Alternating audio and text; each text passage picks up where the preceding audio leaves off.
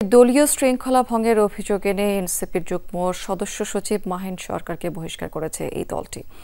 এ বিষয়ে মাহিন সরকার যমুনা টেলিভিশনকে জানিয়েছেন যে নিয়ম মেনে তাকে বহিষ্কার করা হয়নি, এর আগে কোনো নোটিশও দেওয়া হয়নি তাকে।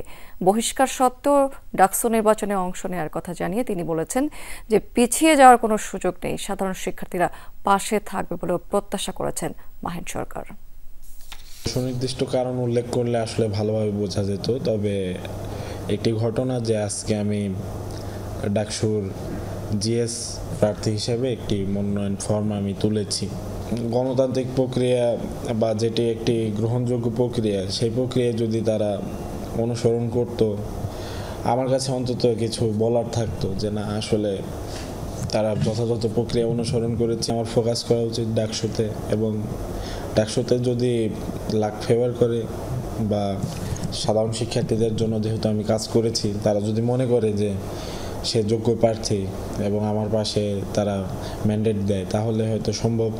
আর যদি ম্যান্ডেট না দেয়, তাহলে সামনের গন্তব্য কেমন হবে সেটা একটু ভাবতে হবে আমার।